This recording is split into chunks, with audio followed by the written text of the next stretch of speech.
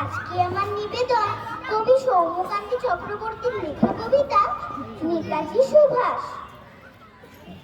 দেশের প্রতি, মাটির প্রতি ভালোবাসা ছিল নিরলস। দেশমাতৃকার দামাল ছেলে তুমি সুভাষ চন্দ্র বোস।